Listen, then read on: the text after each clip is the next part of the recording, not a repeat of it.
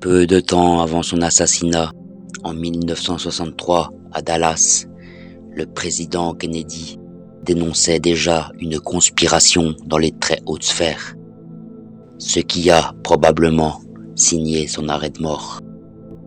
Son frère Robert Kennedy, largement en tête à l'issue du premier tour de la présidentielle, aura eu le même sort, assassiné 5 ans plus tard. En effet, il nous parlait déjà de l'existence de loges qui auraient dû rester secrètes.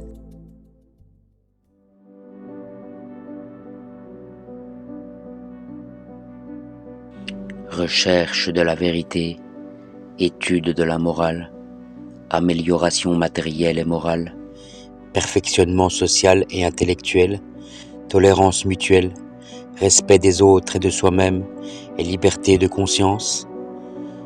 Observons donc le spectacle du monde depuis que l'humanité est soumise au sophisme maçonnique de 1789 pour en comprendre le mensonge.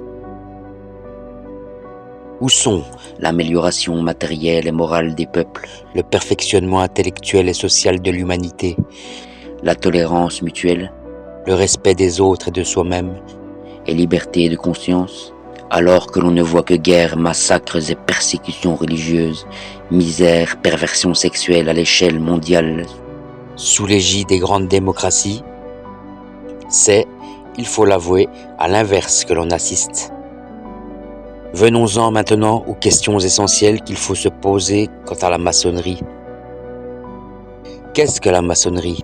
D'où vient-elle et sous quelles influences est-elle apparue? Quelle est sa vraie nature? En quoi son action peut-elle expliquer les mouvements de l'histoire et l'évolution de la société?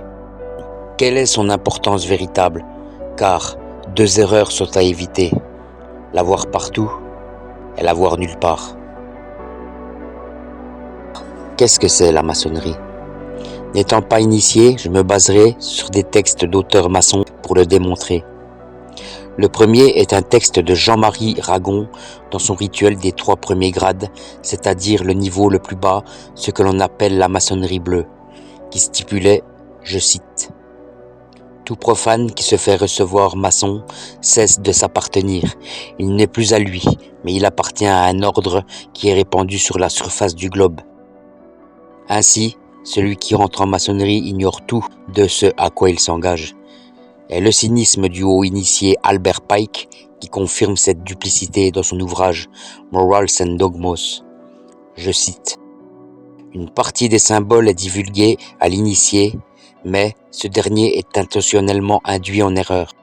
On ne veut pas qu'ils comprennent leurs vraies explications et réservées aux princes de la maçonnerie, c'est-à-dire aux hauts grades. Les profanes sont prévenus qu'en cas de supercherie, la maçonnerie, je cite, ira jusqu'à les attaquer dans leurs biens et leurs personnes. »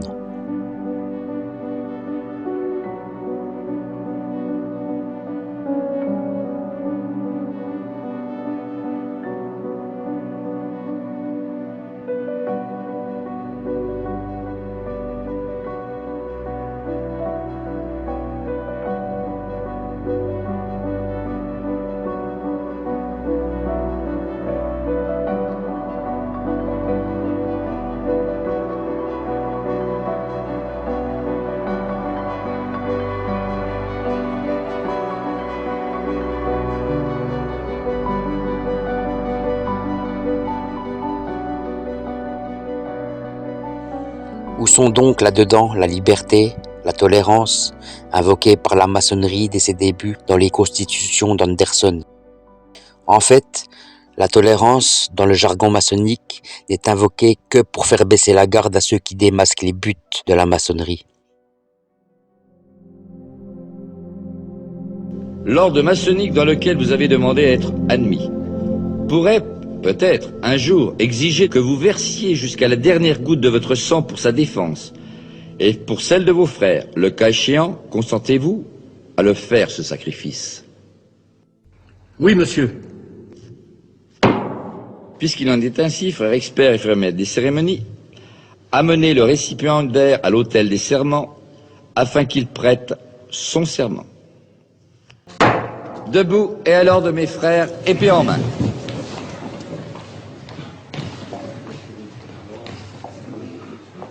Récipiendaire, veuillez répéter après moi. Moi, Alain Pagès. Moi, Alain Pagès. En présence du grand architecte de l'univers. En présence du grand architecte de l'univers.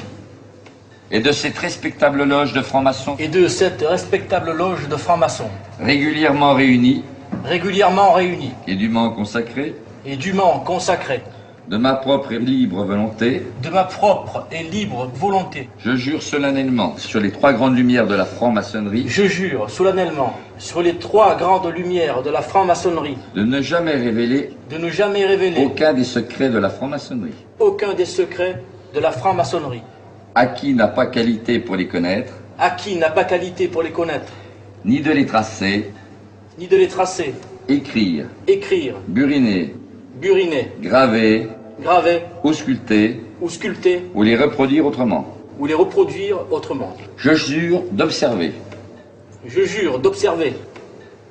Le principe de l'ordre maçonnique. Le principe de l'ordre maçonnique. De travailler la prospérité de ma respectable loge. De travailler la prospérité de ma respectable loge. D'en suivre régulièrement les travaux. D'en suivre régulièrement les travaux.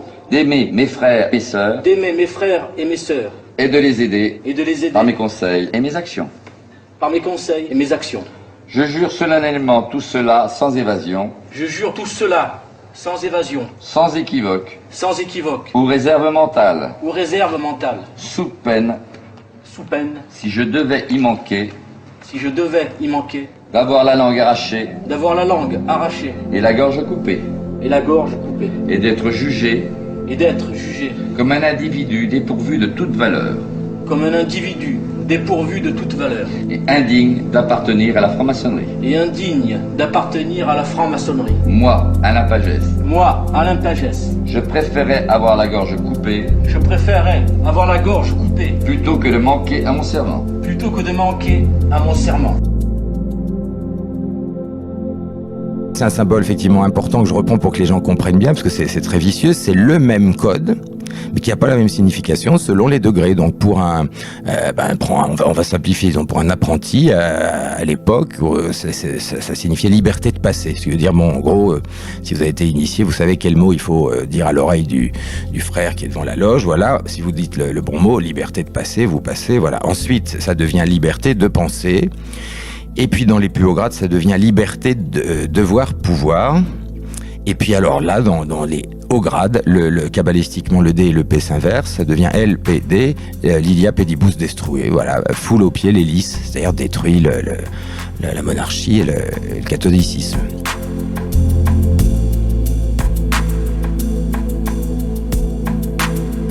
La maçonnerie, et ça m'a été là aussi confirmé, n'a pas fait la Révolution française, mais elle l'a préparée. Parce qu'on aime les récits glorieux, où le peuple se soulève spontanément, renverse le tyran, établit un nouveau régime dans lequel plus personne ne sera jamais opprimé.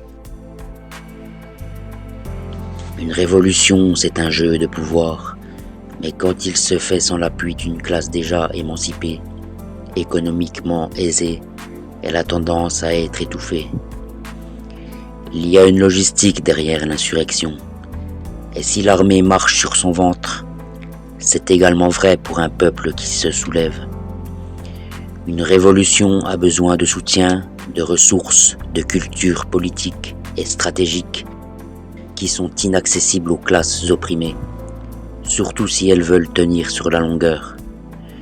Voilà pourquoi les révolutions populaires se font toujours soit écraser, soit récupérées par les puissants. Une révolte, c'est le peuple qui exprime sa colère. Une révolution, c'est une stratégie politique que l'on applique pour profiter de cette colère afin de changer la société en sa faveur. Mais en la faveur de qui ? On parlait du code tout à l'heure, foule aux pieds l'hélice. Le rituel consiste, alors vous êtes initié à ce degré-là, on vous met un poignard dans les mains, vous avez face à vous des têtes de mort, une avec une tiare, l'autre avec le roi et le pape, Vous voyez ce que je veux, sceptre, et voilà. Et vous devez poignarder symboliquement ça en criant en hébreu « Nekam Adonai ».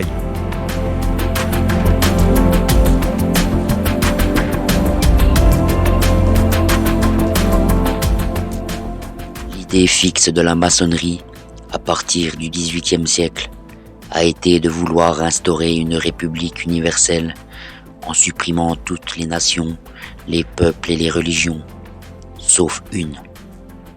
Je vous laisse deviner laquelle. Enfin, on dit émancipation. Ça reste un terme abstrait. Il faut bien mesurer ce que ça signifiait. L'Europe en 1789. Ah si, Ramsay, Weishaupt en ont été les principaux artisans au cours du XVIIIe siècle. Convertis au catholicisme, passés par la maçonnerie, puis par les jésuites, ce qui fait dire à certains analphabètes que ce sont les jésuites qui sont à la base du complot mondialiste. Ce qui permet de déculpabiliser, je vous laisse deviner qui. L'émancipation, la pleine reconnaissance des droits citoyens aux Juifs, ça veut dire que d'un seul coup, non seulement les Juifs vont pouvoir acheter des immeubles, pratiquer tout commerce, mais c'est quelque chose de beaucoup plus important. Ça veut dire qu'ils pourront être juges, ils pourront être officiers. Ah oui. Et oui. Voilà ce que disait Adam Weishaupt. Il faut établir un régime dominateur universel, une forme de gouvernement qui s'étend sur tout le monde. C'est dans l'intimité des sociétés secrètes qu'il faut savoir préparer l'opinion.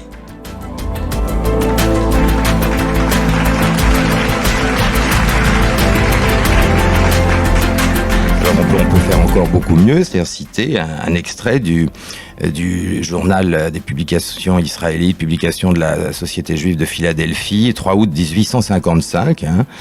Je cite, donc c'était le Stefan Weiss, le fondateur de l'Union de congrégation juive américaine, bénébérite, qui dit « La maçonnerie est une institution juive dont l'histoire, les degrés, les fonctions, les mots de passe et le catéchisme sont juifs du début à la fin. » Donc bon, là, c'est pas un méchant antisémite notoire qui le dit, quoi. Voilà, donc c'est clair. Voilà, bon, à la limite, pourquoi pas. Moi, ça m'a l'hébreu, moi, j'ai rien contre, c'est intéressant, etc. Le problème, c'est de voir où on va. Voilà, c'est ça, c'est de voir ce qu'on en fait.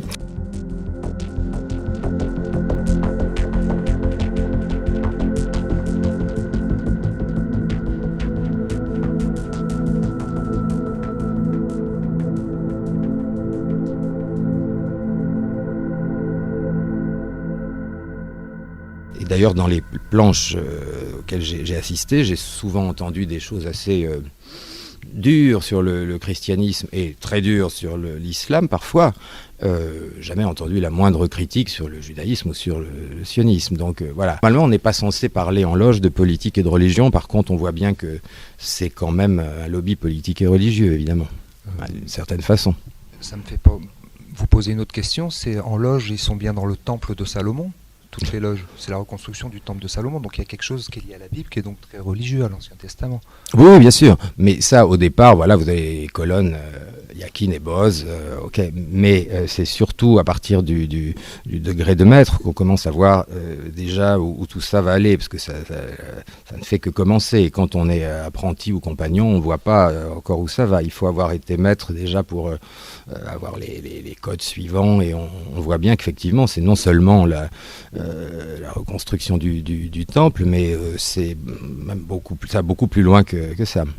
Est-ce que c'est une des raisons du fait que vous ayez quitté la franc-maçonnerie ou...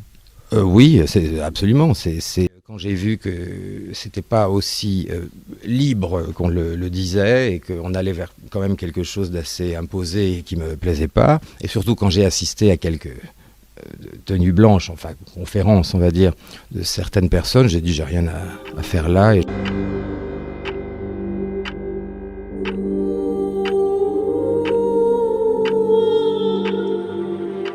Il y a essentiellement 4 points clés qui correspondent et qui caractérisent le noachisme. Le premier, c'est le rejet de l'incarnation, c'est-à-dire un rejet complet de l'idée que le Christ est le Fils de Dieu incarné. Bon.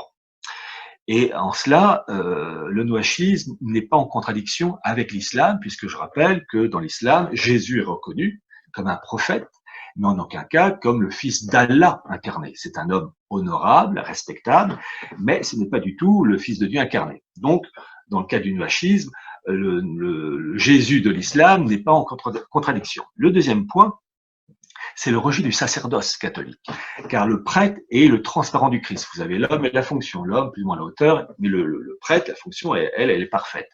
Et le prêtre, de par la messe, le sacrifice de la messe, rappelle le sacrifice du Christ sur la croix. Ça, il faut que ça soit aboli. Et Vatican II explique, peut permettre de comprendre bien les choses. Le troisième point, dans le noachisme, c'est le rejet de la Sainte Vierge. L'Immaculée Conception, mère de Dieu. Ça, c'est une horreur, il faut que ça soit rejeté. Dans l'islam, Marie est une femme respectée, honorable, mais elle n'est pas la mère d'Allah. Donc, vous voyez des choses déjà, en fait, quand je disais que le nouveau judaïsme s'est construit entre 100 et 500, uniquement en opposition au catholicisme, il s'est construit au modèle de l'incarnation et tout ce qui va autour, et il n'y a que ça qui le dérange. Et le quatrième point du noachisme, c'est le rejet, faire en sorte que les pays qui ont adopté le catholicisme comme support dans leur organisation politique, et bien que ce support politique catholique disparaisse. Et 1789 explique bien des choses. Pourquoi je vous parle du noachisme? Parce que au mois de mars 1991, le Congrès des États-Unis a adopté le noachisme comme socle, c'est le mot exact, comme socle de l'organisation politique américaine. Vous tapez US Congress, mars 1991, et vous trouverez le texte officiel.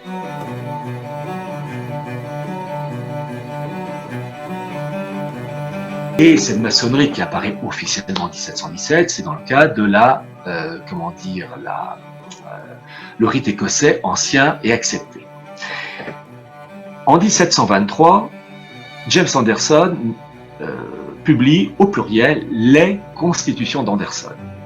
Quelques années plus tard, 1738, il modifie le premier chapitre des Constitutions d'Anderson et il introduit un élément, et on commence à établir des connexions, qui dit ceci, 1738, un maçon doit observer la loi morale comme un vrai noachite.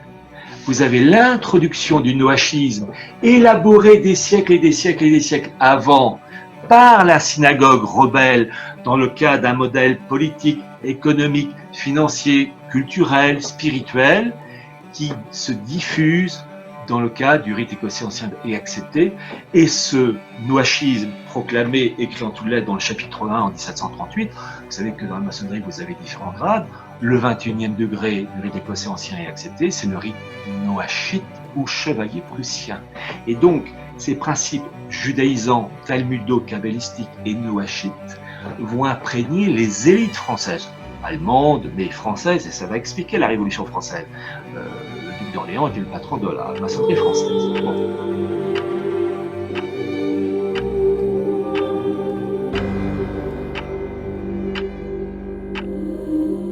Et c'est sur les ruines de la monarchie, en 1803, qu'allait naître un monstre.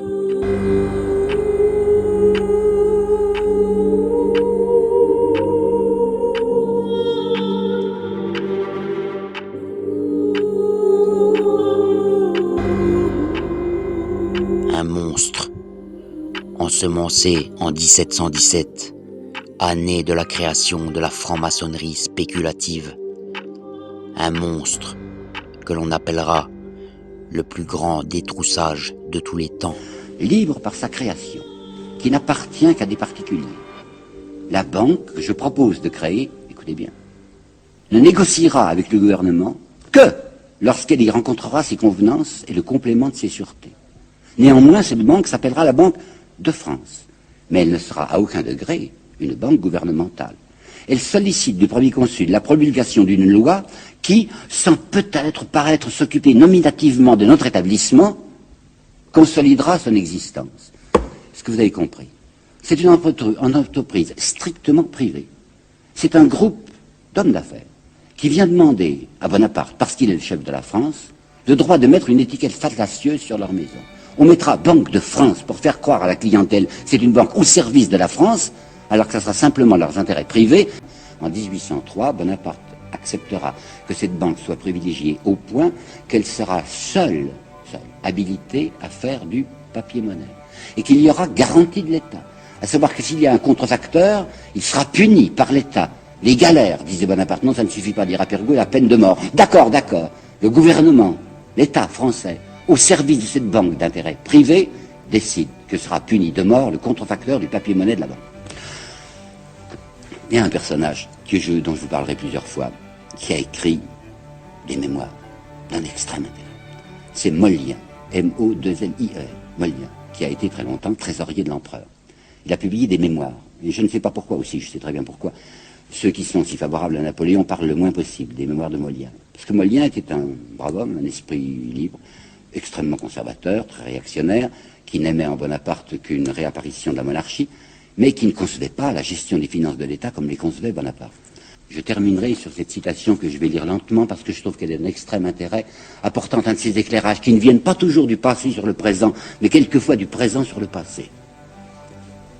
Bloc-notes de François Mauriac, 23 septembre 1966. Ce que le général n'a pas fait, et ce qu'il ne dépendait pas de lui de faire, c'est d'obliger à lâcher prise ses mains, ces quelques mains, oui, ce petit nombre de mains, qui tiennent les commandes secrètes de l'État, qui assurent les immenses profits de quelques-uns et qui font de chacun de nous les têtes d'un troupeau exploitable, exploité.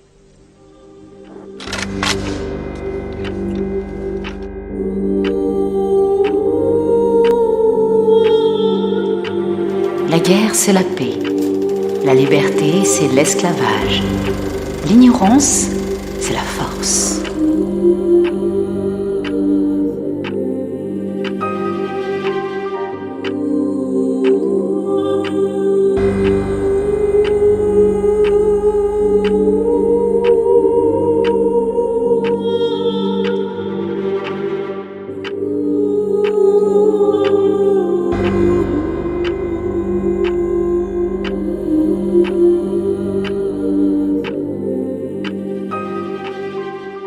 Interdit par les papes médiévaux et les rois de se livrer à l'activité lucrative du prêt d'argent.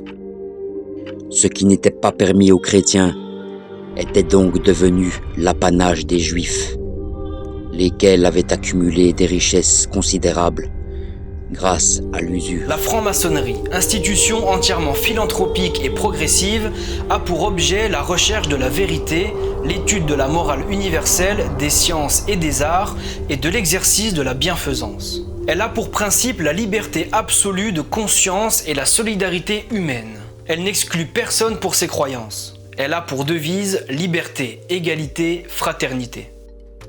Malgré les belles apparences qu'essaie de se donner la franc-maçonnerie, le 19e siècle n'est clairement pas le plus prestigieux. La spiritualité se fait oublier, on recrute de plus en plus de frères et à l'intérieur des loges, il est question du salaire des instituteurs, de caisses de retraite, de divorce, de l'interdiction de l'absinthe, bref, on est très loin des bâtisseurs de cathédrales.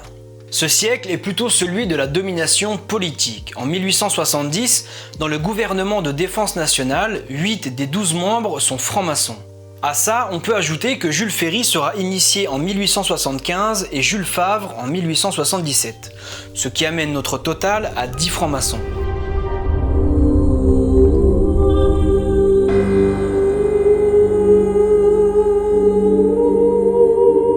Au cours de la guerre de 1870, les fantassins arabes, dont la conduite fut héroïque, particulièrement à Wissembourg et à Vorst, étaient devenus populaires sous le nom de Turcos.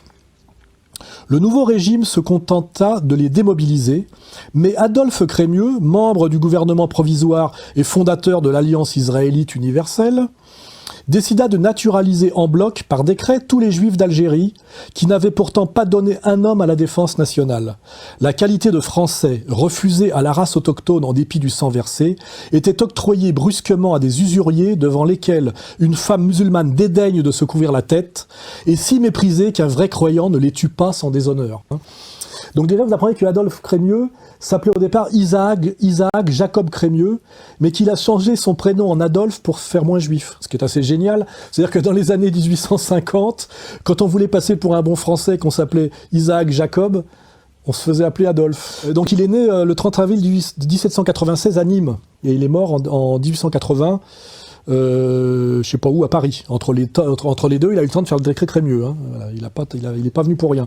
Alors il était avocat, homme politique français, il a été ministre, et président du consistoire central de l'Alliance israélite universelle. C'est un universalisme, l'universalisme israélite, qui n'est pas tout à fait l'universalisme français, hein, pour ceux qui veulent s'intéresser à ça. Il est l'auteur du décret Crémieux d'octobre 1870. Il eut un parcours illustre dans la franc-maçonnerie, voilà, et il fut l'ami de l'abbé Grégoire, dont il fit l'éloge funèbre. Bon, voilà, intéressez-vous au rôle de l'abbé Grégoire aussi. Voilà. Donc voilà, Isaac Jacob Crémieux, prénommé Adolphe, effectivement, le père du décret Crémieux, il n'était pas juste un député français et un méchant sous-chien français, il était un juif, président de l'Alliance israélite universelle et franc-maçon de première bourg. Voilà. En 1775, la guerre d'indépendance éclate aux États-Unis. Et c'est une loge maçonnique qui en est à l'origine. La loge de Saint-André de Boston, dirigée par Joseph Warren. La déclaration d'indépendance des États-Unis sera très influencée par les principes humanitaires des francs-maçons, comme nous le prouve en France Gilbert Dumotier de Lafayette. Et Lafayette, qui avait été initié là-bas, vous voyez, en même temps pour être sous les ordres du frère Washington, l'a, disons, introduit en France. Je rappelle que Lafayette est mort vers les années 1830 et que vers la fin de sa vie, on lui a offert, je crois que c'est en Virginie, une propriété avec de très nombreux esclaves. Donc voyez-vous que ce que la maçonnerie appelle, elle, être une libération du genre humain, ne l'est pas. Toutefois, il fallut créer un État où les Juifs pouvaient prospérer en toute impunité. Un État que l'on appellera États-Unis, dont l'indépendance fut déclarée la même année que la création des Illuminés de Bavière en 1776, dont on retrouve inscrit sur les billets de $1 la date en chiffres romains, l'emblème et le nombre d'étoiles qui correspond probablement aux 13 degrés de l'ordre du crâne et des os, plus connu sous le nom de Skull and Bones. Skull and Bones est une société secrète qui a vu le jour aux États-Unis en 1832, dont pas mal de choses vont découler jusqu'à aujourd'hui. Après la Banque d'Angleterre, la Banque de France, c'est alors que le Congrès dit américain allait en 1913 accoucher d'un troisième monstre, la Fédérale Réserve, pure création juive maçonnique. Le hasard fait bien les choses, ou alors que c'est les choses qui font bien le hasard. La victoire des Alliés doit être le triomphe des principes maçonniques. De multiples massacres au sein de l'Europe et plusieurs centaines de milliers de Français catholiques furent laissés sur le carreau durant la guerre 14-18 sous les ordres du franc-maçon Joseph Joffre. La victoire des Alliés doit être le triomphe des principes maçonniques. Telle fut la cause réelle de la guerre de 14-18 qui allait saigner à blanc les puissances européennes. La victoire des Alliés doit être le triomphe des principes maçonniques. La Seconde Guerre mondiale ne fut qu'une étape de plus pour affaiblir les nations européennes au bénéfice de l'Amérique sioniste qui émergeait.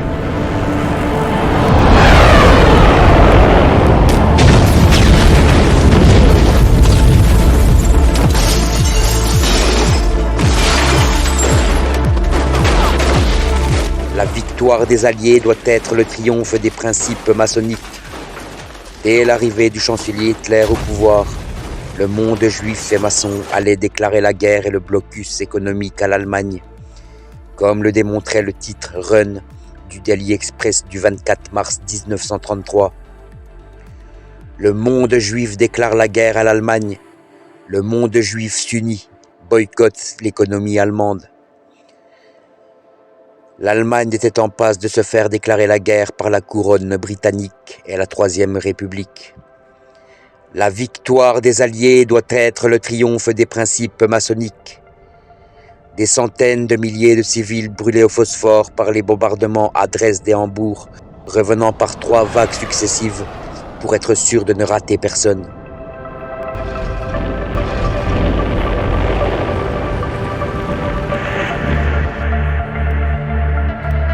La victoire des Alliés doit être le triomphe des principes maçonniques. Hiroshima, Nagasaki, 2 villes entières furent bombardées à l'atome par décision de membres d'une organisation maçonnique héritière des Illuminés de Bavière, les Skull and Bones.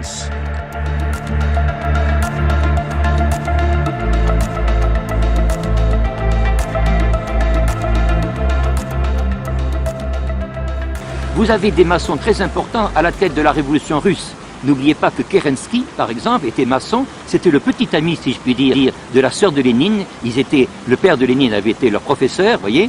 Et lui-même, disons, a été sauvé des conséquences violentes de la révolution russe en quittant le pays dans une automitrailleuse américaine, d'ailleurs. Bon, c'est pour dire qu'il y avait déjà, derrière le pouvoir, qui allait être le pouvoir soviétique, voyez-vous, une œuvre de destruction de l'autorité. Et cette œuvre de destruction de l'autorité a d'abord été, disons, faite par les maçons. Ils ont passé la main, comme dans un match, voyez-vous, aux bolcheviks, et quand les bolcheviks ont fait effondrer entièrement la société russe, c'est la maçonnerie qui l'a repris, voyez-vous. C'est pour ça que vous trouvez aujourd'hui dans la mafia russe, évidemment, des liens très étroits avec les États-Unis d'Amérique. Tous les symboles américains sont des symboles maçonniques. Bon, également un homme comme Chiang Kai-shek, par exemple, qui a été dans le camp américain et qui s'est opposé aux Japonais, et était lui-même membre de la franc-maçonnerie. Le créateur de la République chinoise, Sun Yat-sen, n'est-ce pas, avait été initié dans une loge de San Francisco. Le créateur de la République turque, Mustafa Kemal, avait été initié à Naples, dans une loge qui en latin portait le nom, la Macédoine, de la vérité retrouvée, ou de la vérité, disons, oui, c'est ça, restituée. Voyez-vous donc, à chaque fois, les mots d'ordre maçonniques, par exemple de laïcisme, etc., que l'on voit aujourd'hui fleurir, ne sont pas là pour poser une liberté, mais pour pouvoir freiner tout ce qui, reposant sur une conception, sur une expérience de la divinité, voyez-vous, pourrait justement projeter l'homme vers le surhumain. L'obsession messianique juive et le règne des autres peuples est patente encore plus dans ce texte de la publication juive américaine The American Hebrew de 10 septembre 1920. Je cite. La révolution bolchevique en Russie a été l'œuvre de cerveaux juifs, de l'insatisfaction juive, de la planification juive, dont le but est de créer un nouvel ordre dans le monde. Un nouvel ordre dans le monde. Ça a été dit en 1920.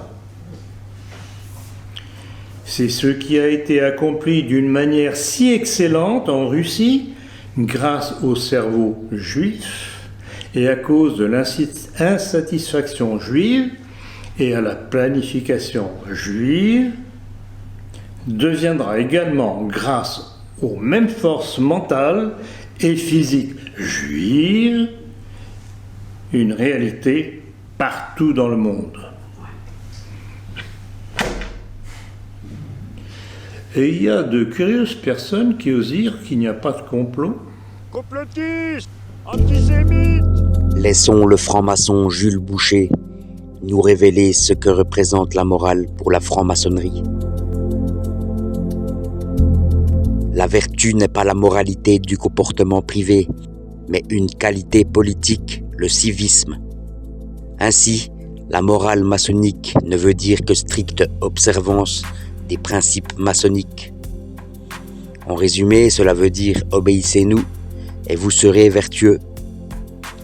Tel est donc le développement moral et culturel de ces adeptes invoqués par la maçonnerie. Sous couvert de liberté et de levée des tabous, le vice devient une arme politique pour dépraver et neutraliser le citoyen. Citons maintenant un passage du texte du juif allemand Günther Anders alias Stern. Pour étouffer par avance toute révolte, il ne faut pas s'y prendre de façon violente. On mettra la sexualité au premier rang des intérêts humains. Comme tranquillisant social, il n'y a pas mieux. Observez donc le but de ceux qui nous gouvernent en voulant dépraver l'homme pour mieux les détrousser.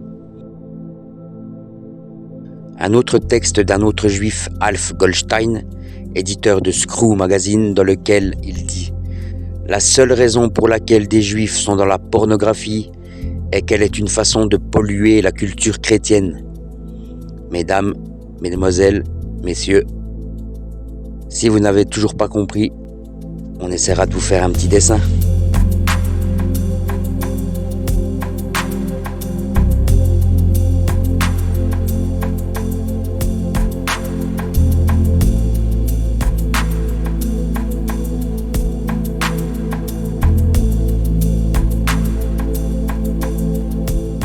Et puis, la loi sur le divorce imposée à la surprise générale par le juif Alfred Naquet, fervent partisan de la séparation de l'Église et de l'État, prélude à la destruction du noyau familial. Nous en voyons aujourd'hui l'aboutissement avec les lois d'inversion de l'ordre naturel, par la promotion et même la propagande de l'homosexualité, de la théorie du genre, en marchant allègrement sur les lois biologiques, qui a pour seul et unique but d'ouvrir une des voies indirectes à la dépopulation.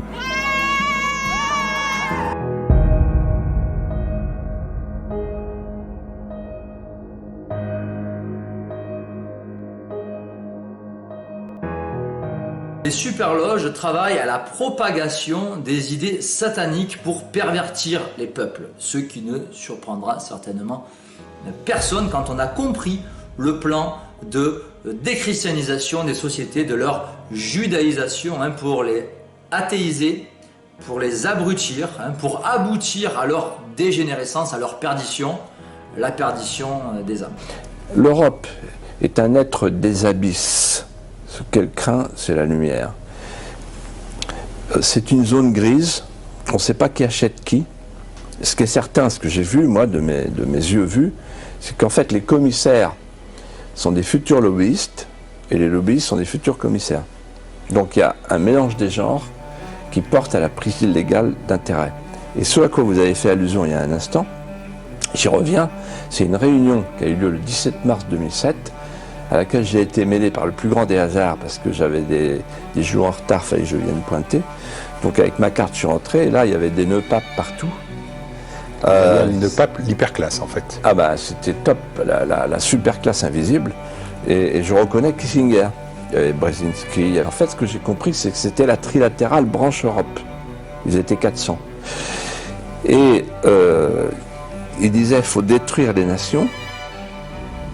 Il disait qu'il faut détruire l'homogénéité des nations. Très intéressant. Pour pouvoir augmenter les marchés. Avoir le marché planétaire de masse. Et c'est eux qui ont inventé le mot gouvernance mondiale. Ils parlaient du réchauffement climatique. Ils disaient que dans les écoles, au lieu de dire aux enfants « sauvez votre pays, sauvez votre région, sauvez l'arbre qui est en face de chez vous », non, sauvez la planète, c'est là. Et ils parlaient de la nécessité de réunir dans le même combat les deux libéralismes, le libéralisme économique, en faisant sauter les frontières, et le libéralisme sociétal. Ils ont le droit de discuter entre eux, ce sont des chefs d'entreprise, ou discuter aussi avec des chefs d'entreprise, ils l'ont fait au Parlement européen, pas forcément un complot. Absolument, c'est pas forcément un complot, ils n'ont pas besoin de comploter, ils ont le pouvoir. Ce que m'a dit un jour François Fillon, je lui ai dit, mais pourquoi tu vas au groupe Bilderberg? Parce qu'il est rentré, il a été agréé par le groupe Bilderberg, de même que son ami Alain Juppé l'année d'après. C'est quoi? Dans l'évangile, on dit, faut pas mettre la lumière sous le boisseau. Ça vaut pour la franc-maçonnerie aussi. Pourquoi ils se cachent, ces gens-là? Pourquoi ils se cachent? Il vous a répondu quoi? Et il m'a répondu, incroyable la réponse, il m'a dit, que veux-tu, c'est eux qui nous gouvernent. Et donc il disait qu'il fallait nous appliquer une théorie qui était le tititainment, tits pour la poitrine, et entertainment, c'est-à-dire bercer les gens, la population, avec la il disait bien la nourriture physique et mentale, c'est-à-dire bercer les gens comme un enfant sur la poitrine de sa mère. C'est-à-dire en gros nous endormir et qu'on voit pas trop ce qui se passe jusqu'à ce qu'on disparaisse de la circulation.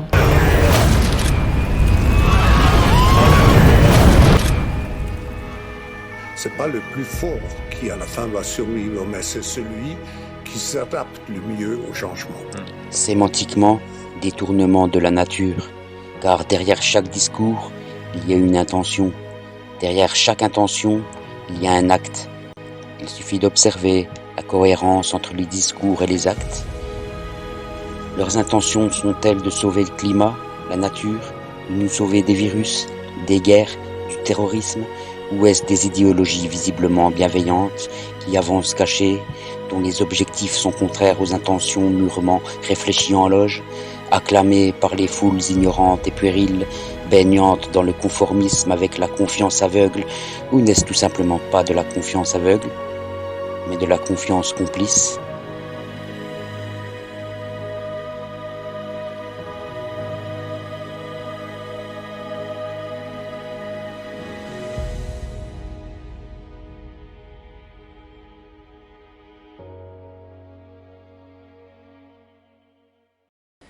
Et cela nous renvoie à Goldstein. Vous connaissez Goldstein? Personne connaît Goldstein ici? Le personnage du livre de George Orwell dans 1984, Goldstein. Alors Goldstein, il est évoqué dans mon dernier livre à la page 50. Vous allez mieux comprendre maintenant, à travers Goldstein, la méthode maçonnique. Depuis qu'elle est confortablement assise à la tête des nations, la franc-maçonnerie agit-elle une véritable pieuvre dans les principaux pouvoirs qu'elle occupe? Dans la politique, les médias, la finance, la justice, l'armée, etc. C'est l'histoire de l'initié Goldstein, qui masque son appartenance maçonnique et investit tous les milieux. Sur un plateau télévisé, Goldstein sera à la fois l'intervenant de gauche avec Hollande, encore plus à gauche avec Mélenchon, celui de droite avec Sarkozy, celui du centre avec Bayrou, celui d'extrême droite avec Alliot ou Collard. Goldstein sera journaliste, éditorialiste, producteur, réalisateur, chroniqueur. Artiste engagé, il œuvrera dans l'humanitaire. Goldstein débattra avec Goldstein, faisant croire à une opposition qui ne sera qu'illusion. Goldstein défendra la cause sioniste, mais aussi anti-sioniste. L'homosexualisme ainsi que la manif pour tous. L'avortement comme le mouvement pro-vie. Goldstein défendra le communisme, le socialisme, le souverainisme. Goldstein sera royaliste et prétendument nationaliste. Il jouera même aux patriotes français. Goldstein se trouve à la tête de l'église romaine, dans le collège des cardinaux. Goldstein a même ses entrées dans la tradition catholique. Goldstein est aussi présent en islam, chez les frères musulmans. Il est évidemment haut placé dans la finance apatride. C'est lui qui tient la banque, les médias et l'opinion. Goldstein est absolument partout. Et c'est précisément ce qui fait la force de la secte maçonnique. Elle occupe l'espace et a su gangréner toutes les institutions, tous les pouvoirs. Elle est un passage obligé pour quiconque veut gravir l'échelle sociale. Par conséquent, les ambitieux y accourent et vendent leur âme pour un intérêt purement matériel. Et le contrôle est total.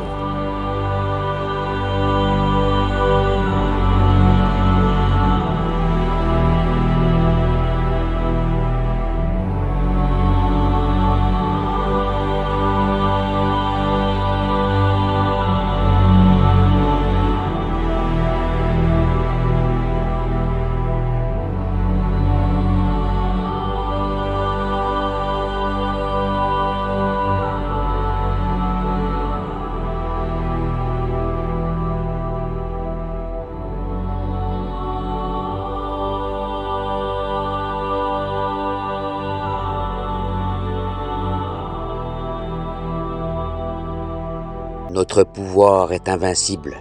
car il est invisible, et le restera jusqu'à ce qu'il ait atteint un tel degré de puissance qu'aucune force, qu'aucune ruse ne saurait miner.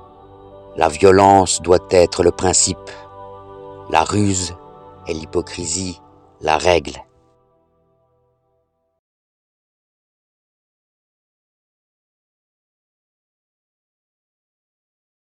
Mais le jour tragique, j'étais à Dallas avec Jean Yache de France Presse. Nous étions toujours ensemble lorsqu'on couvrait les événements.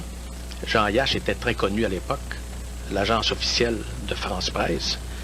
Et où nous nous trouvions, à environ 100 pieds du cortège, nous avons entendu 3 coups de feu venant de 2 endroits différents. Et dans nos reportages, on a bien spécifié. Évidemment, ça n'a pas resté là. Surtout mon dernier reportage, que je mentionnais que il me semble que ceux qui devaient protéger la vie du président l'ont trahi. C'est que le gouverneur de la Nouvelle-Orléans, le gouverneur Jim Garrison, nous a convoqués puis nous a interviewés durant 4 ans, jusqu'en 1966. Et je devais être un des témoins à l'enquête de Jim Garrison. On avait découvert que Clay Shaw, un homme d'affaires, supposé homme d'affaires de la Nouvelle-Orléans, qui avait été chargé de monter tout le complot par le gouvernement américain. Moi, j'ai connu Clay Shaw, il était à l'ambassade américaine à La Havane à l'époque, parce que je me trouvais à l'ambassade américaine quand je demeurais à La Havane, à l'ambassade du Canada, c'est-à-dire qu'ils sont toujours voisins. C'était le chef de la CIA. Il était toujours un agent de la CIA à Dallas. Alors évidemment, lorsque le procureur Jim Garrison, en 1966, il a informé au monde qu'il y avait eu un complot politique, un coup d'État, on a fait disparaître presque tous les documents qui pouvaient incriminer. Il y a eu un procès, évidemment, il a été acquitté parce que le gouvernement américain a refusé de donner tous les documents qui pouvaient aider à la condamnation de Clay Shaw. En 1962, la très haute maçonnerie soumet un plan machiavélique au président des États-Unis, John Fitzgerald Kennedy, l'opération Northwood, prévoyant entre autres des attaques terroristes sur Washington et sur le trafic aérien civil. Fidel Castro devait ensuite être tenu pour responsable de ces attentats. Kennedy a refusé.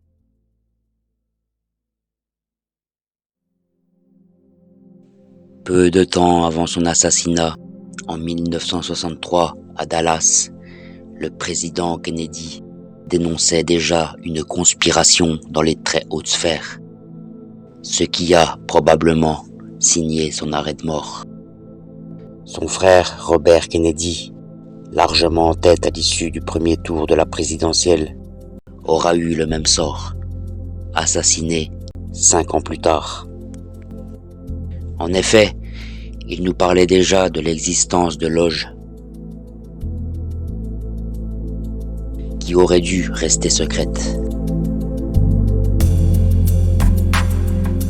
Il nous parlait déjà de l'existence de loges paramaçonniques, transnationales.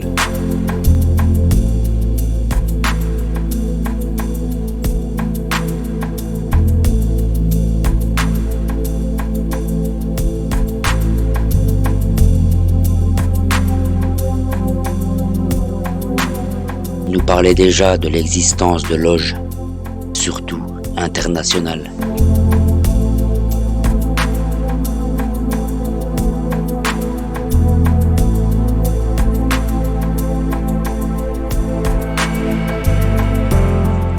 Ce sont des loges qui vantent l'affiliation de femmes et d'hommes au plus haut niveau de la politique, de la finance et de l'industrie mondiale, qui s'y côtoient et œuvrent indépendamment de leur nationalité.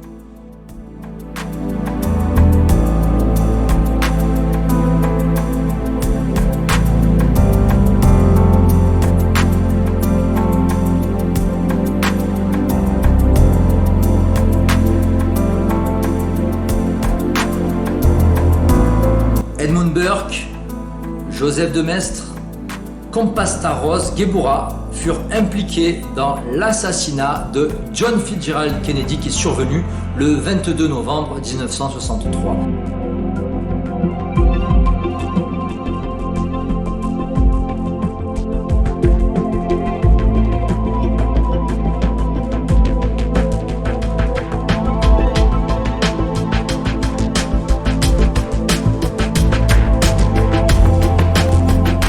Et puis, il y a eu aussi un certain nombre d'événements assez curieux, de coïncidences encore, bien sûr. Les revendications exorbitantes à l'assurance d'un certain Larry Silverstein, qui avait loué par un bail emphytéotique les 2 tours pour 99 ans, quelques jours avant les attentats.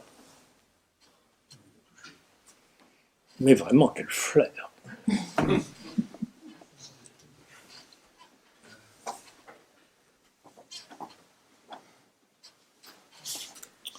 Et donc, devant ces événements, devant ces différentes réactions, dans un sens ou dans l'autre, on ne pouvait que se poser la question, l'éternelle question devant tout crime, à qui profitent les crimes? Je pense que vous n'avez pas besoin de réponse. Les grandes décisions à l'échelle internationale sont prises dans ces superloges. Superloges qui sont détaillées dans Massoni, livre publié en 2014 par l'italien Joele Magaldi, avec 4 autres initiés. Alors, sur les 4, il y en a 2 dont on devine l'identité. C'est l'américain Zbigniew Brzezinski et le français Jacques Attali. Et puis il y en a 2 autres qui sont restés totalement anonymes. C'est Frère Tao, qui était un franc-maçon asiatique, et Frère Amoun, qui est un franc-maçon arabe. Ce qu'il faut bien retenir, c'est qu'il y a 2 tendances qui s'opposent au sein de ces 36 superloges. La première tendance, ce sont les progressistes, démocrates, droits de l'hommistes. Et la seconde, qui fait face à cette première tendance, la seconde, ce sont les oligarchiques conservateurs réactionnaires. Mais tous sont pour un nouvel ordre mondial, un monde unifié. Tous sont des francs-maçons, des hauts grades, en opposition au christianisme. C'est ce qui les met tous d'accord. Ronald Reagan, qui était affilié à la White Eagle, avait vaincu électoralement Jimmy Carter, qui était lui de la Three Eyes, lors de l'élection présidentielle américaine.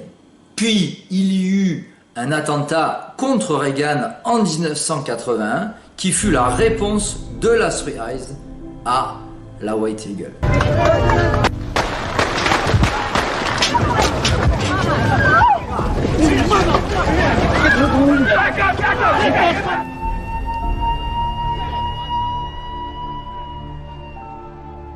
Edmund Burke, Joseph de Maistre, Compastaros Gebura furent impliqués dans l'assassinat de John Fitzgerald Kennedy qui est survenu le 22 novembre 1963.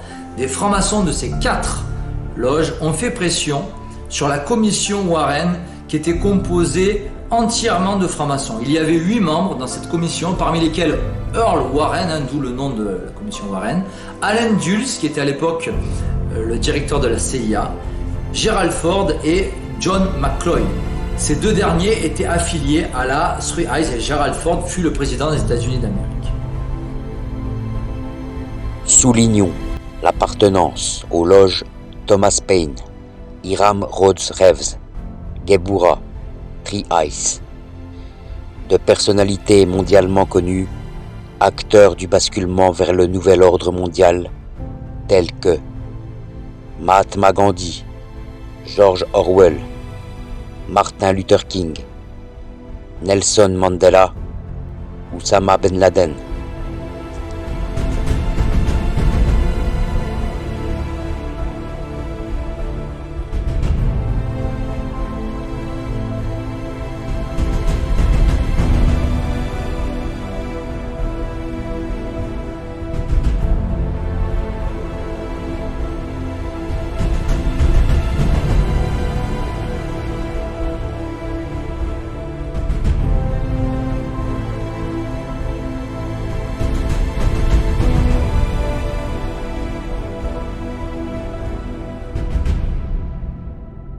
Cependant, il existe une loge bien plus puissante que tout ce que l'on peut imaginer. Son pouvoir est invisible, perfide, machiavélique et insoupçonné.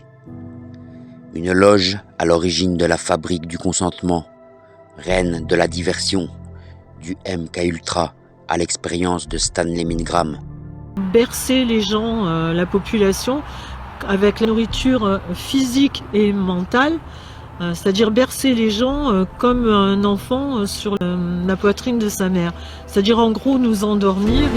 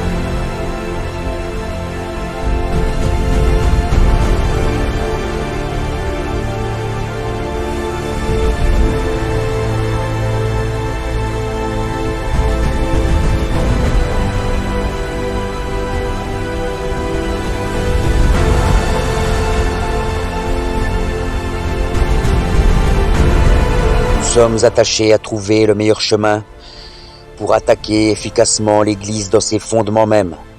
Nous avons répandu l'esprit de la révolution et du faux libéralisme. Parmi les nations des gentils, nous avons amené bon nombre de ceux-ci à se transformer en athées, à se glorifier de descendre du singe.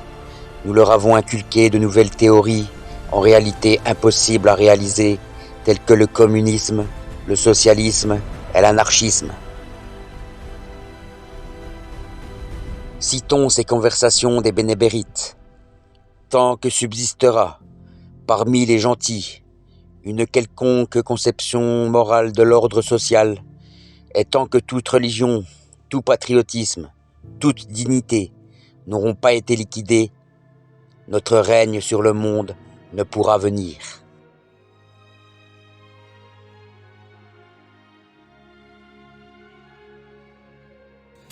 Il y a toujours cette histoire qui revient, les gens qui me disent oui, le secret, comment la NASA a pu garder le secret alors qu'il y a peut-être 100 000 personnes qui étaient impliquées. Alors moi j'ai envie de dire, combien de personnes ont embarqué dans l'avion d'Epstein, d'accord, et que c'était pas sorti, n'est-ce pas? Il faut pas croire que les choses sortent. D'accord. Le monde, d'accord, il y a des forces bienveillantes dans le monde, il faut avoir la foi, c'est très important, mais il y a aussi des forces machiavéliques, il y a les forces du mal qui existent, mon ami. Donc c'est pas parce que tu n'as pas appris cela, n'est-ce pas, hein? Le gars tout à l'heure, il me critiquait alors que il avait même pas googlé, il avait même pas cherché pour savoir que c'était mainstream le fait qu'ils ont donné une fausse pierre au musée à Amsterdam, d'accord.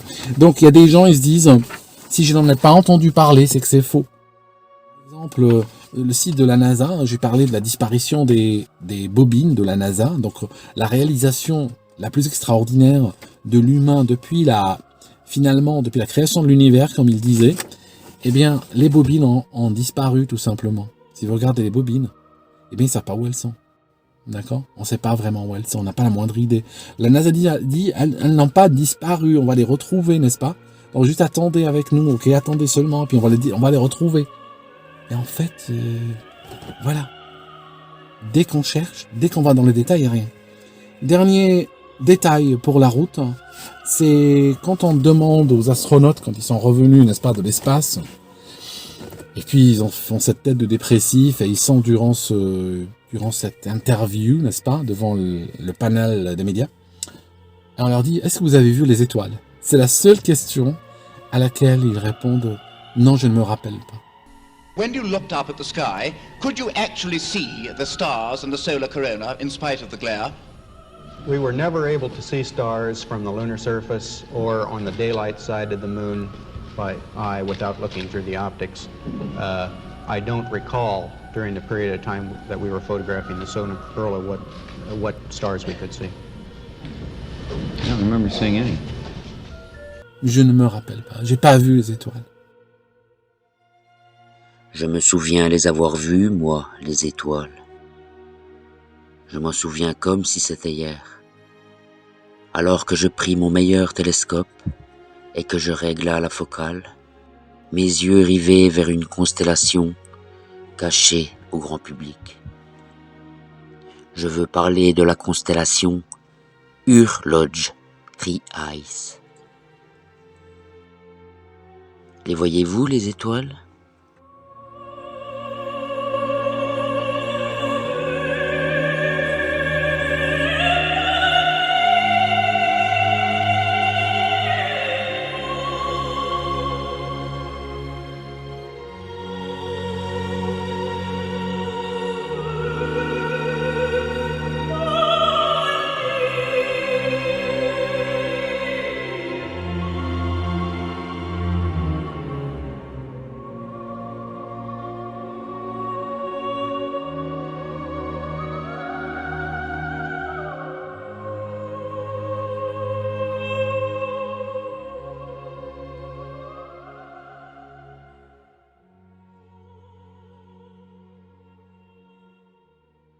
Et rappelez-vous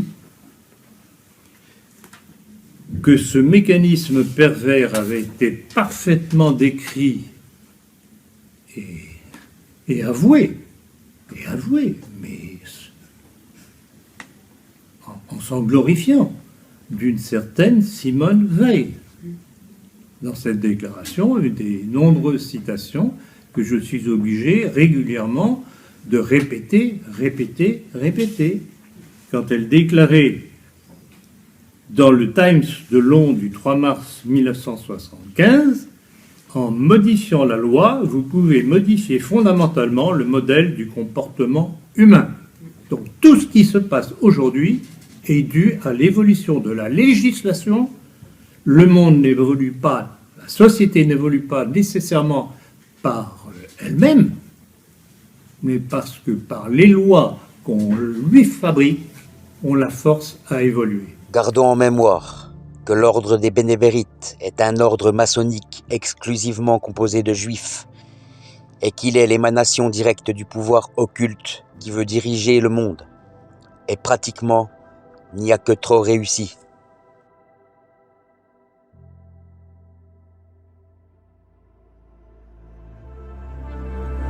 Cher Lord Rothschild, j'ai le plaisir de vous adresser, au nom du gouvernement de Sa Majesté, la déclaration ci-dessous de sympathie à l'adresse des aspirations sionistes, déclaration soumise au cabinet et approuvée par lui. Le gouvernement de Sa Majesté envisage favorablement l'établissement en Palestine d'un foyer national pour le peuple juif et emploiera tous ses efforts pour faciliter la réalisation de cet objectif. Étant clairement entendu que rien ne sera fait qui puisse porter atteinte ni aux droits civiques et religieux des collectivités non juives existant en Palestine, ni aux droits et au statut politique dont les juifs jouissent dans tout autre pays. Je vous serai reconnaissant de bien vouloir porter cette déclaration à la connaissance de la Fédération sioniste. Arthur James Balfour, le 2 novembre 1917. Golda Meir, Premier ministre d'Israël, déclaré le 8 mars 1969 « Comment pourrions-nous rendre les territoires occupés ? Il n'y a jamais rien eu de tel, puisque les Palestiniens n'ont jamais existé. » On se frotte les yeux. On essaye de se déboucher les oreilles en disant « c'est pas possible, j'ai mal entendu ». C'est la négation d'une réalité.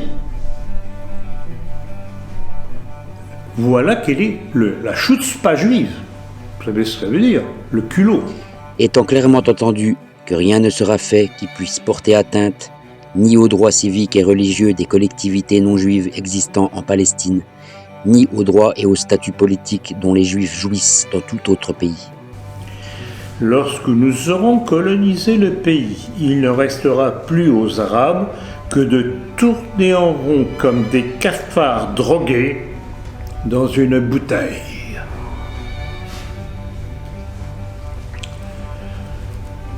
Heilbronn, maire de Tel Aviv, en octobre 87. Nous devons tuer tous les Palestiniens à moins qu'ils ne soient résignés à vivre en tant qu'esclaves. Étant clairement entendu que rien ne sera fait qui puisse porter atteinte ni aux droits civiques et religieux des collectivités non juives existant en Palestine, ni aux droits et au statut politique dont les juifs jouissent dans tout autre pays. Israël Koenig, dans le Koenig Memorandum de 1976. Nous devons utiliser la terreur, les assassinats, l'intimidation, la confiscation des terres et l'arrêt de tous les programmes sociaux afin de débarrasser la Galilée de sa population arabe. La terreur, les assassinats, vous avez bien entendu. Étant clairement entendu, Yitzhak Shamir, Premier ministre israélien le 1er avril 1988. Les Palestiniens seront écrasés comme des sauterelles, leurs têtes éclatées contre les rochers et les murs.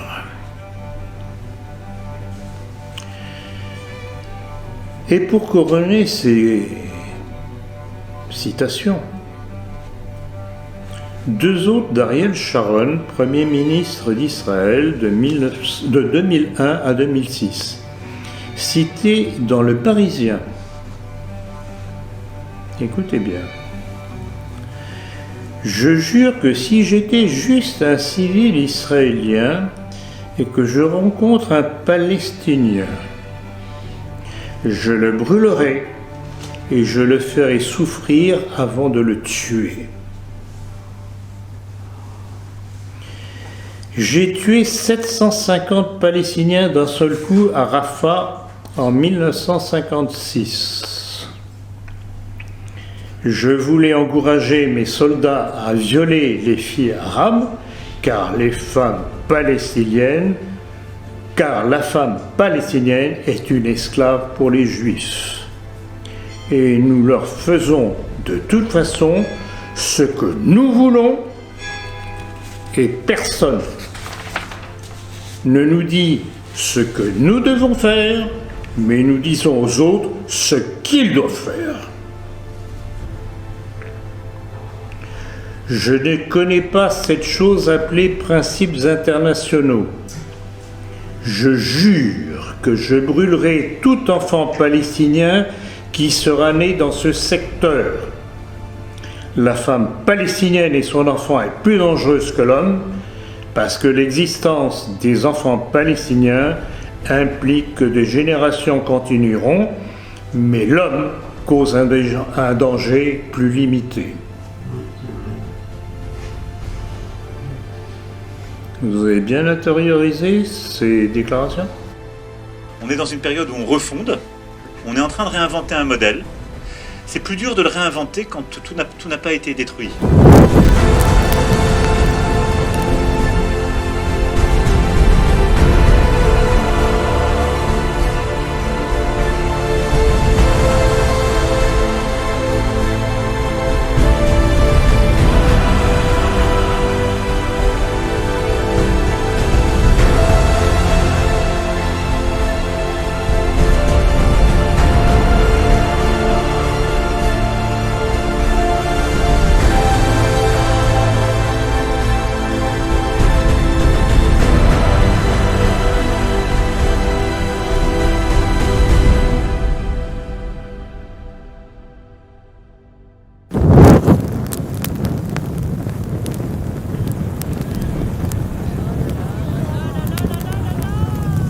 D'hommes politiques israéliens et un grand nombre de rabbins se sont réjouis de cet incendie de Notre-Dame de Paris.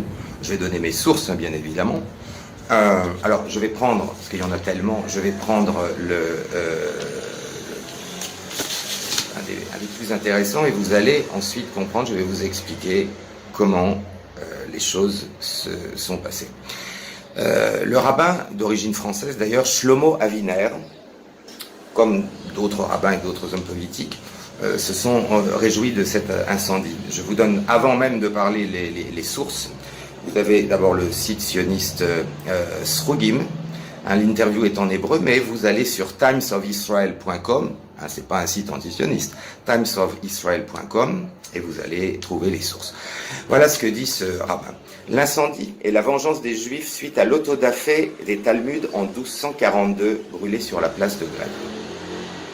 Le christianisme est notre ennemi numéro 1 à travers l'histoire.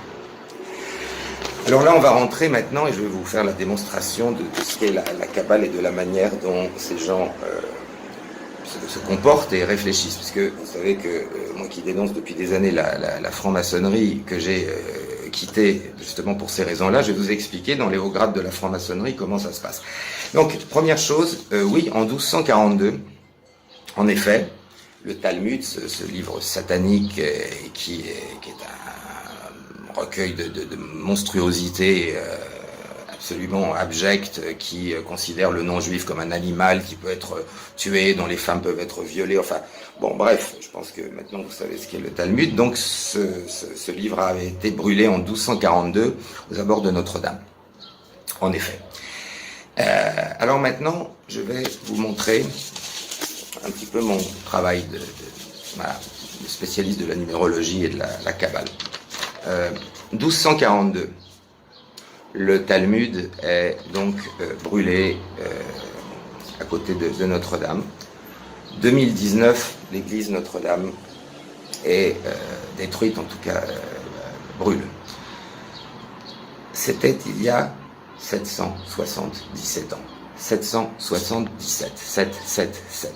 Alors là, je vais maintenant vous expliquer ce que symbolise 777 pour les kabbalistes juifs. Parce que 777, sur le plan du symbolisme, représente un certain nombre de choses, ésotériquement, ou pour les chrétiens ou autres. Mais pour les juifs, je vais vous expliquer en fait pourquoi le rabbin Shlomo Aviner a parlé ainsi. Et je vais vous citer à nouveau les sources. Enfin, moi, je le savais parce que j'ai étudié la Kabbale, donc ça m'a pas étonné, mais je me dois de vous donner évidemment toutes mes sources pour qu'on ne puisse pas encore crier au complotisme. Donc, vous allez dans la revue Regard, numéro 777. C'est le Centre communautaire laïque juif. Vous allez sur Google, vous tapez Regard au pluriel, numéro 777, Centre communautaire laïque juif. Voilà ce qui est dit sur la symbolique du 777 pour les juifs, qui n'est pas la même que pour les chrétiens ou dans l'ésotérisme traditionnel.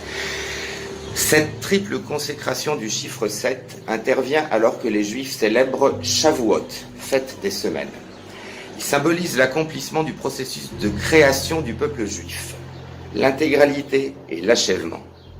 Les 7 lois noachiques finalisées. Les 7 lois noachiques finalisées. Voilà, 777.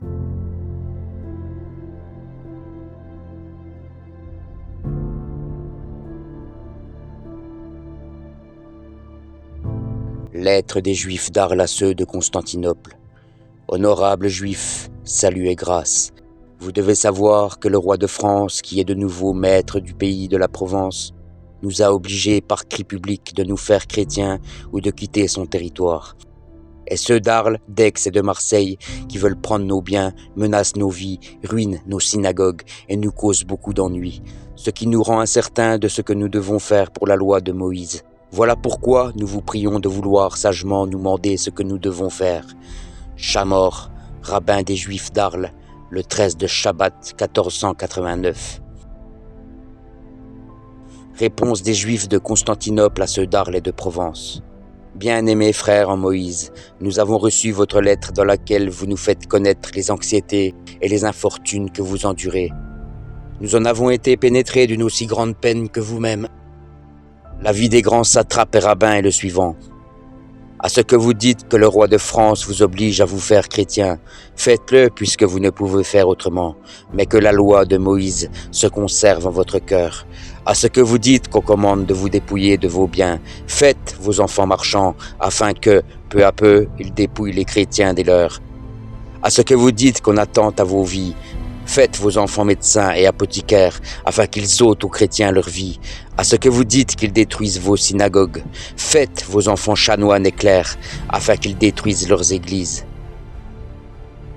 À ce que vous dites qu'on vous fait bien d'autres vexations, faites en sorte que vos enfants soient avocats et notaires, et que toujours ils se mêlent des affaires des États, afin que, en mettant les chrétiens sous votre joug, vous dominiez le monde, et vous puissiez vous venger d'eux. Ne vous écartez pas de cet ordre que nous vous donnons, parce que vous verrez par expérience que, d'abaissé que vous êtes, vous arriverez au fait de la puissance. Prince des Juifs de Constantinople, le 21 de Casle, 1489.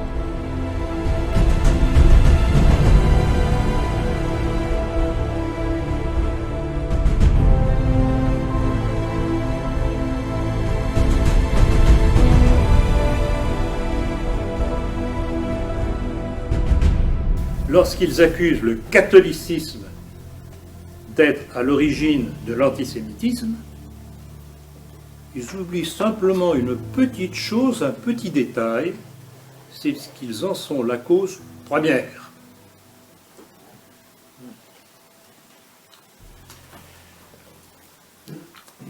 Et en fait, c'est ce que l'historien juif Bernard Lazare, dans son livre « L'antisémitisme, son histoire et ses causes », qui est paru en 1894, reconnaissait. Je cite.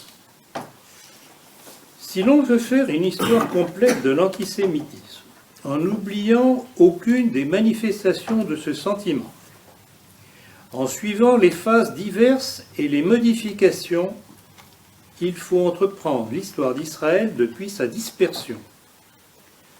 Partout où les Juifs se sont établis, partout s'est développé l'antisémitisme.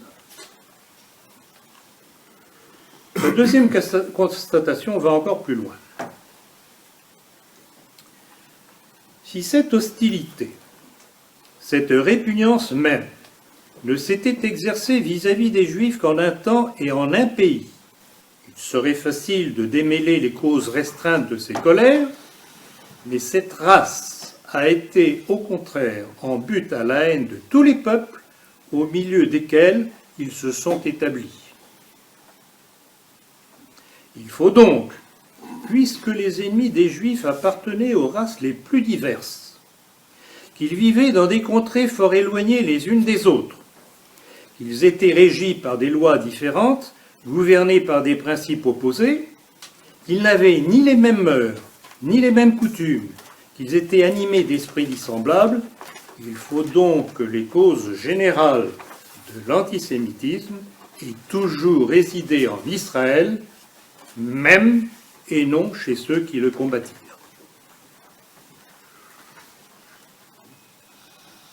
Y a-t-il plus parfaite démonstration de la question juive? Tout est dit, et c'est un juif qui le fait. Les juifs, par leur attitude, sécrètent l'antisémitisme partout où ils sont, où s'installent.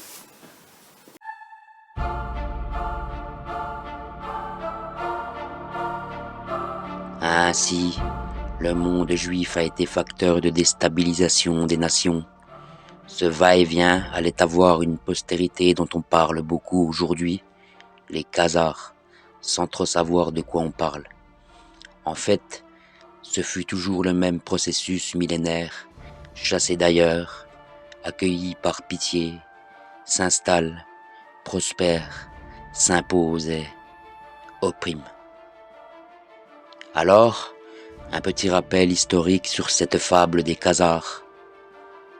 Elle a été inventée par deux juifs, Arthur Kessler dans son livre Le Zéro et l'Infini, puis par Benjamin Friedman dans son livre L'Histoire des faux Hébreux, les Khazars. Leur thèse est toute simple.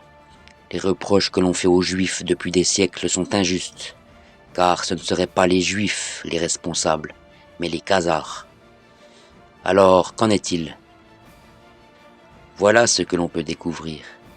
Observons que, psychologiquement et religieusement, cette thèse ne tient pas la route. Seuls les vrais descendants du peuple dit élu, déchu, peuvent avoir cette haine virulente que l'on retrouve dans le Talmud. Pas des convertis, ça ne colle pas. Preuve en est qu'un autre écrivain juif, Israël Adam, dans son livre L'autre visage d'Israël, faisait justice de cette fable. Il rappelait que les Khazars indigènes étaient gouvernés et protégés par les guerriers de la noblesse turque durant les 6e, 7e et 8e siècles. Ils accueillirent quelques vagues d'immigrés juifs, venus d'abord de Perse, d'Irak et de l'Empire byzantin. Les rois turcs bienveillants et tolérants croyaient acquérir en les recevant des sujets utiles, intelligents et diligents, mais, très vite, ces nouveaux arrivants prirent le contrôle de la Khazarie, en plaçant sur le trône des rois de plus en plus faibles. En 803, le juif Obadiah devint le véritable maître de la Khazarie, tandis que le roi Goy continuait à être montré au peuple une fois par an. Alors, que découle-t-il de ce texte? Qu'il ne s'agit nullement d'une conversion des Khazars au judaïsme, mais d'une invasion juive en Khazarie.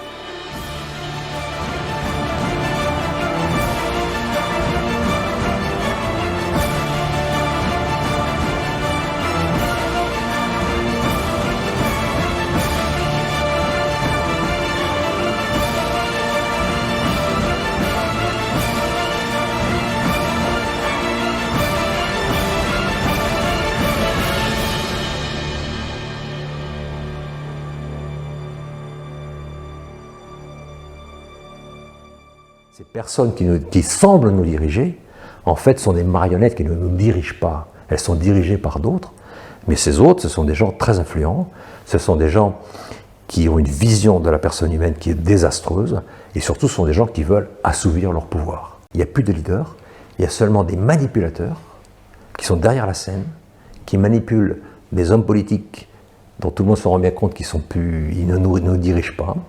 Donc tu as les marionnettes. Les marionnettes, donc on ne peut pas appeler ça des leaders si ce sont des marionnettes. Même si elles font beaucoup de bruit, mais plus elles font de bruit, plus on se rend compte qu'elles sont des marionnettes. Elles savent elles-mêmes qu'elles sont contrôlées par d'autres personnes.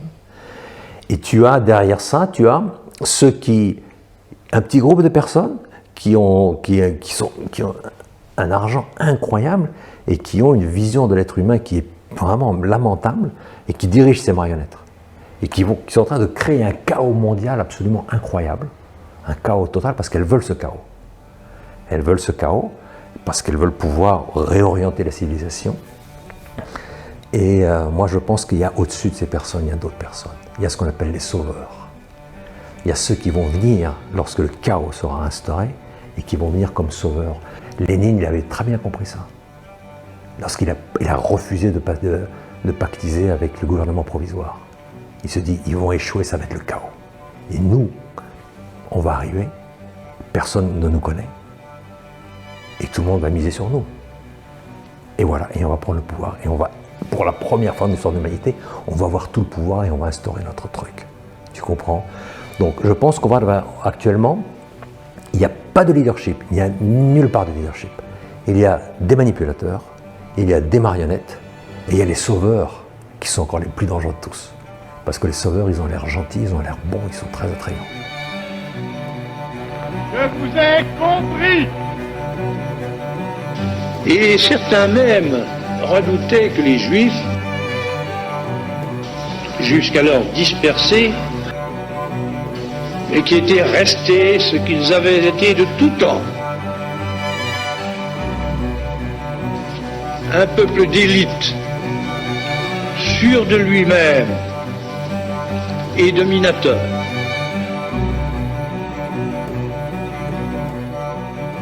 Voilà, alors en guématrie, par exemple, donc le mot lumière se dit Aor, qui s'écrit avec les lettres Aleph, Vav et Resh, qui donne 1 plus 6 plus 200. Bon, ça fait 207. Quand on regarde le mot infini, qui se dit Ein Sof, ça donne exactement la même valeur de 207. Le mot mystère qui s'écrit Raz, vous voyez que pourtant les mots n'ont rien à voir, hein, c'est pas les mêmes lettres, et ça donne aussi 207. Donc kabbalistiquement, ces mots-là, lumière, infini et mystère, sont reliés kabbalistiquement, ils font tous 207, ce qui est d'ailleurs vachement logique, hein, pour le coup. Et ça, on peut retrouver ça absolument partout en utilisant ce système. Alors par contre, il y a aussi des choses qu'on trouve dans les rituels maçonniques ou qu'on trouve dans le Talmud ou ailleurs. Le mot Messie en hébreu donne 358. Hein, c'est le même, Shin, Yod, Het. Bon, 358. Et le mot serpent, il donne 358 aussi. Nahash, Nun, Het, Shin. Voilà, donc 358 pour le mot Messie et le mot serpent, c'est-à-dire le serpent de la Genèse. Bon, c'est quand même intéressant. Effectivement, c'est des choses que les hauts grades kabbalistiques savent, en tout cas. Voilà. Donc après, chacun fait ses propres conclusions. Il y a deux histoires, l'une que l'on enseigne et qui ment, l'autre que l'on tait parce qu'elle recèle l'inavouable. Commençons par Ève, qui se laissa tenter par le serpent, qui lui faisait miroiter que la connaissance la ferait l'égale de Dieu si elle croquait la pomme de la sagesse. On retrouva cette même faille de l'orgueil humain attisée par Satan tout au long de l'histoire qui pousse l'homme à se croire l'égal de Dieu.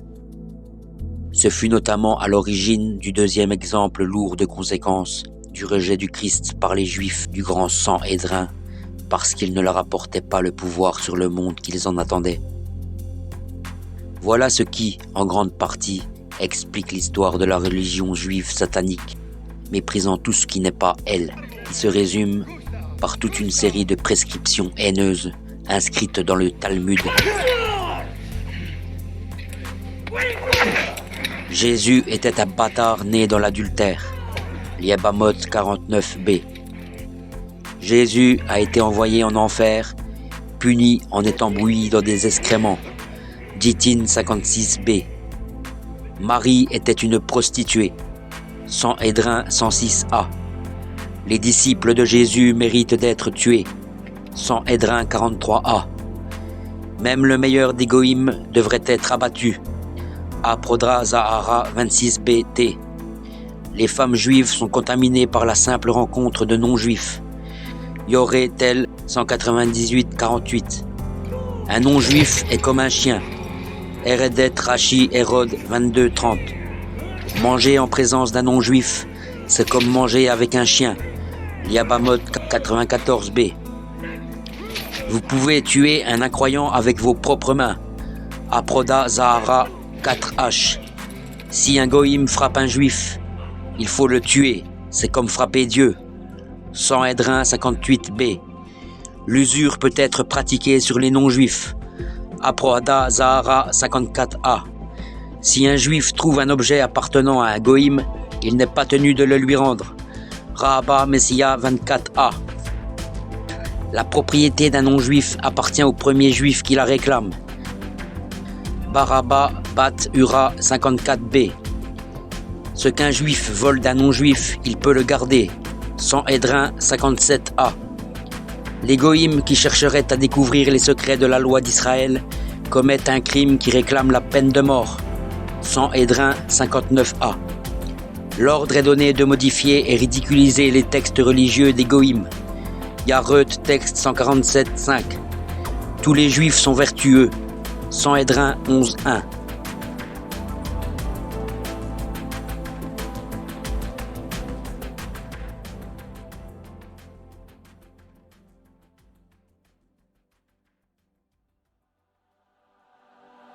Pour terminer, je vais citer un texte de John Coleman, issu de son livre Conspirators Hierarchy, écrit en 1993. Au moins 4 milliards de bouches inutiles seront éliminées d'ici 2050 par des guerres limitées, des épidémies organisées, des maladies mortelles à action rapide et la famine.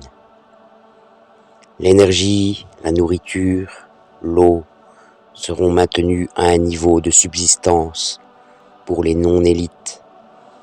en commençant par la population d'Europe blanche, occidentale et d'Amérique du Nord, puis en s'étendant aux autres races. La population de l'Europe occidentale, le Canada et les États-Unis sera décimée plus rapidement que les autres continents, jusqu'à ce que la population mondiale atteigne un niveau gérable d'1 milliard, dont 500 millions seront constitués de races chinoises et japonaises, sélectionnées parce que ce sont des gens qui ont été enrégimentés pendant des siècles et qu'ils ont l'habitude d'obéir à l'autorité sans poser de questions.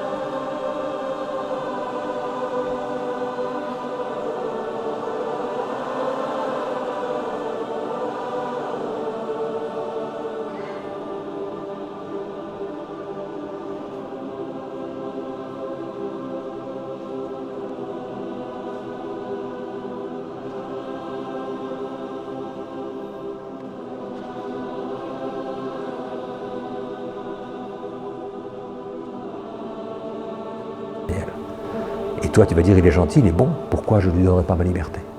Et tu vas lui donner ta liberté, tu vas lui donner ta dignité, tu vas tout lui donner pour que lui te donne le pain, la paix et la sécurité. Et tu sais qu'il va te la donner. Et tu vas à ce moment-là cesser d'être un être humain. Et tu vas tomber dans le gros piège, Tu vois, mais ils ne font pas peur ces manipulateurs, tous ces Américains, la bourrée de fric, parce qu'on voit tout de suite, à 300 mètres, on voit que ce sont des fous, que ce sont des monstres, tu vois. Mais il y en a d'autres derrière qui arrivent, qui ont l'air vraiment sympathiques, qui auront l'air vraiment sympas, et vraiment capables. Et c'est ces gars-là qui font peur.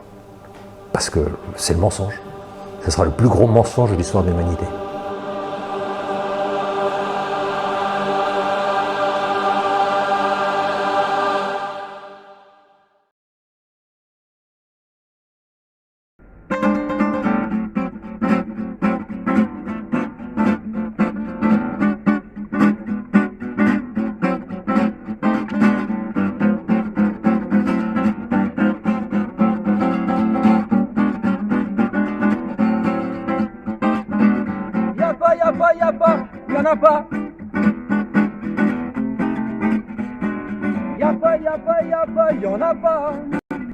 Y a plus de complot, y a plus de complot.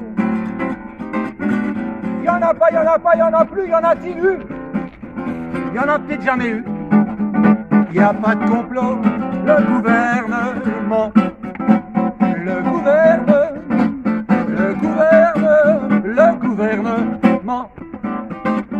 Y a plus de complot.